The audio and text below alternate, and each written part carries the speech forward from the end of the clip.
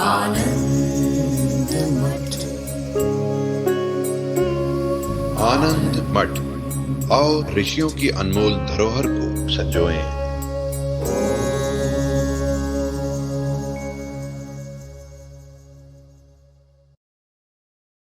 अवान्तर फल क्या होता है?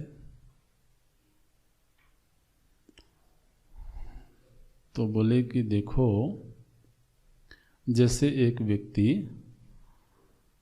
कोई वृक्ष लगाता है, कोई पेड़ लगाता है, आम का पेड़ लगाया उसने, किस लिए लगाया?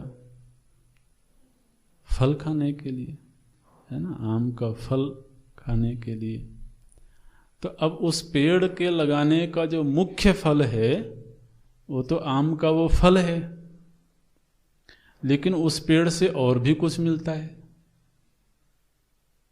केवल फल ही थोड़ी मिलता है, उसे छाया भी मिलती है। तो ये छाया क्या है?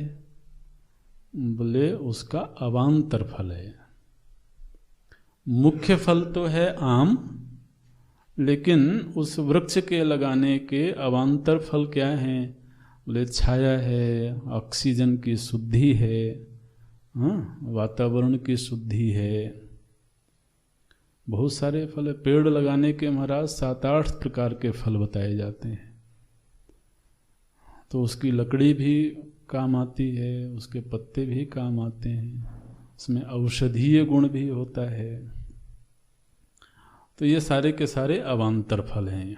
इसी तरह से इन कर्मों का जो मुख्य फल है वो तो चित्त की शुद्धि है, और अवान्तर फल क्या है? बोले स्वर्ग की प्राप्ति। आप ध्यान रखें, स्वर्ग की प्राप्ति अवान्तर फल है, माने वो तो आपको मिल ही जाएगा। लेकिन मुख्य फल तो ऐसे तो बोल दिया महाराज, च अवान्तर फलम पितृलोक सत्यलोक प्राप्ति ही। उपासना से अपने इष्ट देव के लोक की प्राप्ति हो गई, लेकिन मुख्य फल है इष्ट देव के प्रति आश्रय बुद्धि।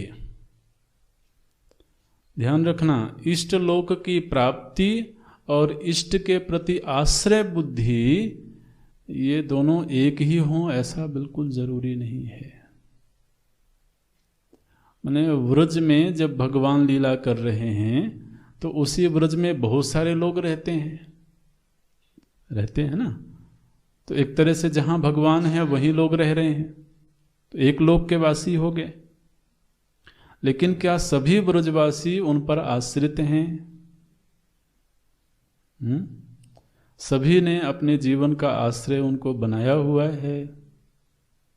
ऐसा बिल्कुल जरूरी नहीं है। तो इसलिए लोक प्राप्ति तो अवान्तर फल है। मुख्य फल क्या बताया गया? बोले आश्रय सिद्धि। वो फिर चाहे किसी भी लोक में रहे। तो ये है कर्मणा पितृलोकः विद्यया देवलोकः। कर्मणा माने जो नित्य नैमित्तिक आदि कर्म है उनसे पितृलोक की प्राप्ति होती है। पितृलोक का अर्थ आप स्वर्गलोक भी कर सकते हैं।